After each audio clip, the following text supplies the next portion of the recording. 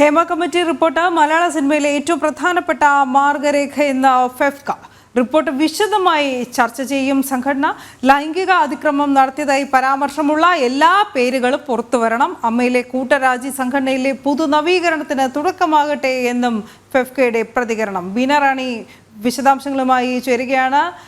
ബീന, എന്തൊക്കെയാണ് ഫെഫ്ക ഇതുമായി ബന്ധപ്പെട്ട ആദ്യമാണ് പ്രതികരണം നടത്തിയിരിക്കുന്നത്? പരസ്യ പ്രതികരണം എന്തൊക്കെയാണ് അതിൽ അടങ്ങിയിരിക്കുന്നത്?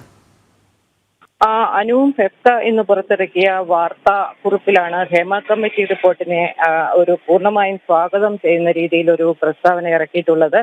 ഹേമ കമ്മിറ്റി റിപ്പോർട്ട് മലയാള സിനിമയിലെ ഏറ്റവും പ്രധാനപ്പെട്ട മാർഗരേഖയാണെന്നാണ് ഫെഫ്കയുടെ അഭിപ്രായം. ഈ റിപ്പോർട്ട് വിശദമായി ഫെഫ്ക ചർച്ച ചെയ്യും.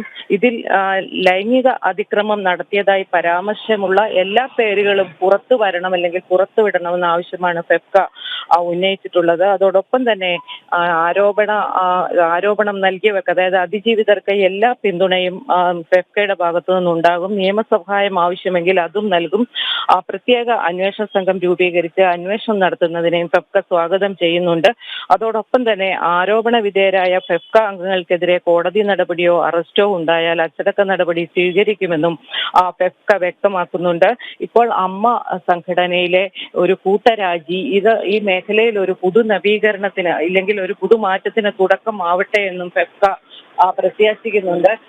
ഇതോടൊപ്പം തന്നെ ചേർത്ത് വായിക്കേണ്ടത്, ഫെഫ്കയുമായി ബന്ധപ്പെട്ടും നേരത്തെ ഫെഫ്കയിലെ ചില അംഗങ്ങൾ മയക്കുമരുന്ന് സെറ്റുകളിൽ മയക്കുമരുന്ന് എത്തിക്കുന്നതായും ഒപ്പം തന്നെ സെറ്റുകളിലെ ലഹരി ഉപയോഗവുമായി ബന്ധപ്പെട്ടും നേരത്തെ ചില വാർത്തകൾ വന്നിരുന്നു.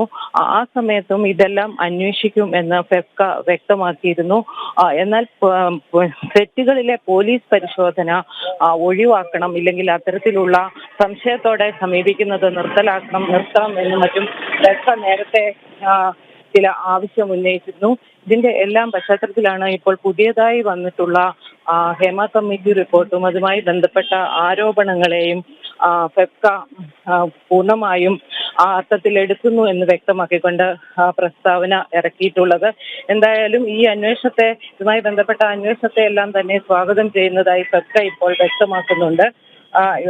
ആരോപണ വിധേയരായ ഫെഫ്കയിലെ അംഗങ്ങൾക്കെതിരെ എന്ത് നടപടി ഉണ്ടായാലും അതിന് അച്ചടക്ക നടപടി സ്വീകരിക്കുമെന്നും ഫെഫ്ക വ്യക്തമാക്കുന്നുണ്ട്. അനു.